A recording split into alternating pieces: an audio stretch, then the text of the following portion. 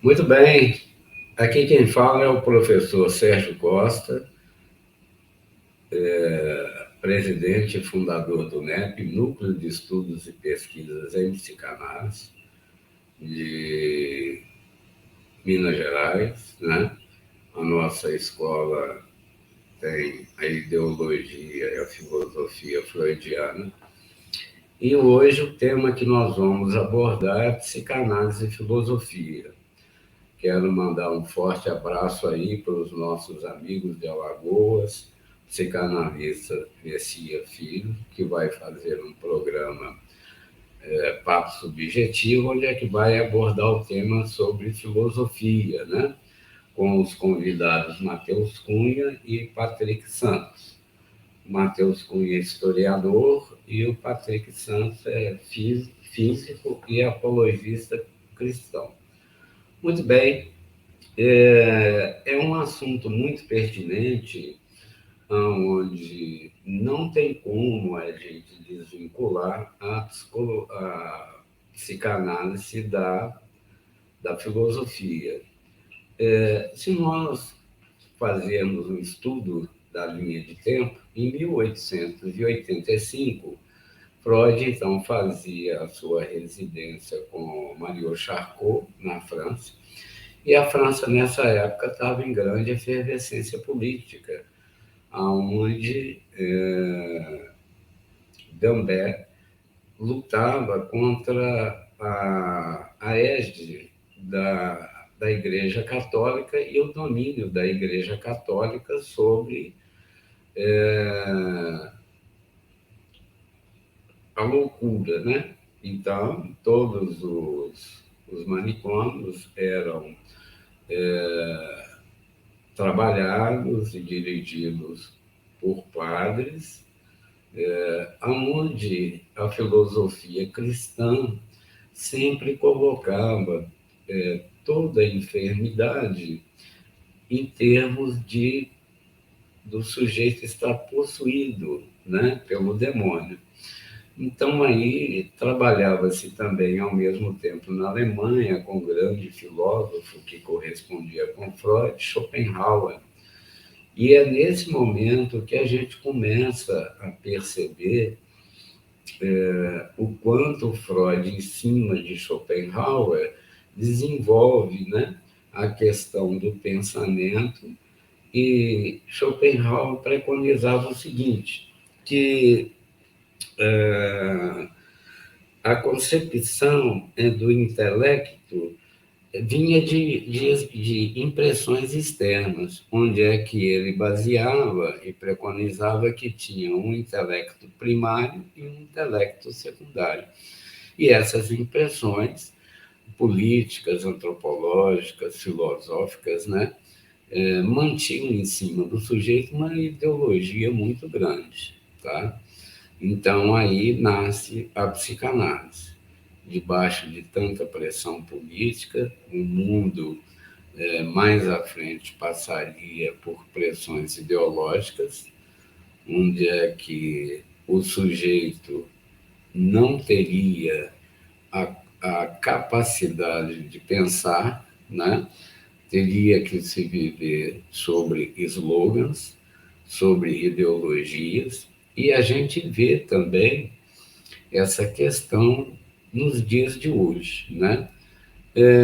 Se a gente for ver o discurso filosófico e o discurso canalítico, há um balanço de perspectivas caracterizando a filosofia e a psicanálise a partir de alguns módulos, né?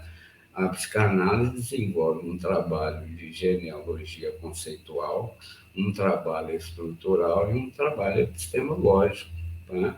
Um trabalho teórico de precisão dos conceitos psicanalíticos dentro do sujeito e das impressões desses sujeitos dentro da macro-sociedade. Mas é um indivíduo, e esse indivíduo ele passa por várias situações de um romance familiar que lhe impõe conceituações, né? E isso vem mudando a cada geração, a cada nova cultura. Então, pulando para os dias atuais, nós temos que ver também uma situação que o historiador Christophe Lasch afirma que há uma nova elite dominando o mundo, distinta da burguesia. Ela não governa pela posse dos meios de produções, como era feito na época vitoriana, né?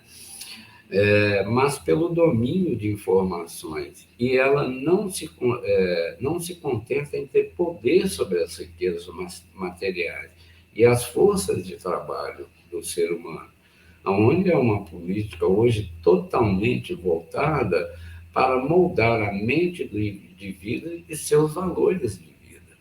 Então, dentro dessa perspectiva antropológica, nós temos que pensar o seguinte: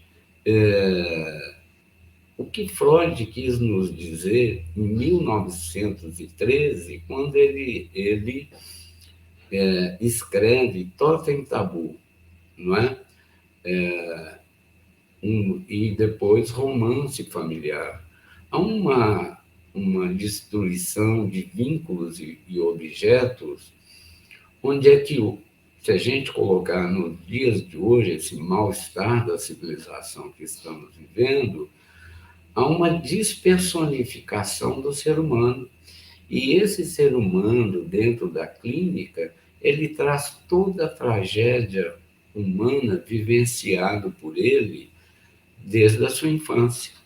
E a gente percebe que com essa nova ordem de investir no psiquismo humano, né, colocar dentro do psiquismo essa nova ordem mundial de concepções ideológicas e filosóficas, aonde investir apenas nesse pensamento e, através do pensamento, fazer fazer o aprisionamento desse pensar, desse se libertar, desse se conhecer, né? E aí a gente percebe claramente dentro da clínica um novo inquilino do imaginário. Esse imaginário onde é que é um inquilino que faz ele pensar e viver apenas com slogans, e um empobrecimento da cultura e do aprendizado desse indivíduo. Hoje o indivíduo, no meu modo de entender, ele se sente satisfeito com muito pouca coisa que passa para ele, né?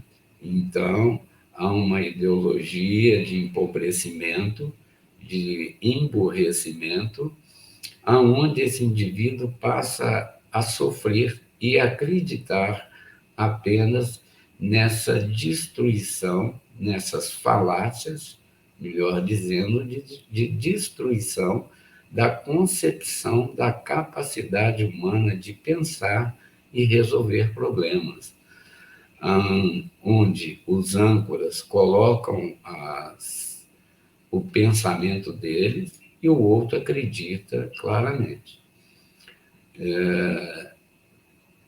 Faremos mais lives e debates sobre essa questão da nova ordem ideológica e filosófica, aonde cito um grande psicanalista, Erich Fromm, que em 1976 lançou o livro Anatomia da Destrutividade Humana.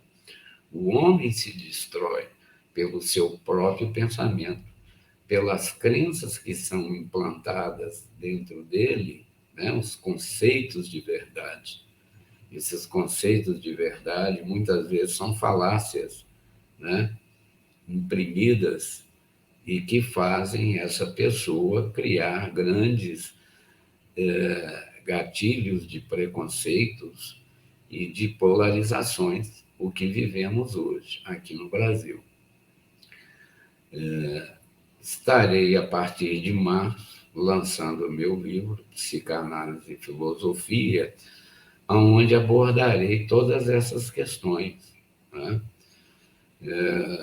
Estarei de volta na próxima live, onde poderemos falar mais e debatermos mais sobre a filosofia da psicanálise, né? Porque ela traz dentro de si toda uma pedagogia onde mostra que dentro das nossas concepções de valores, o ser humano é muito mais do que uma fragmentação e polarização que estamos passando no momento.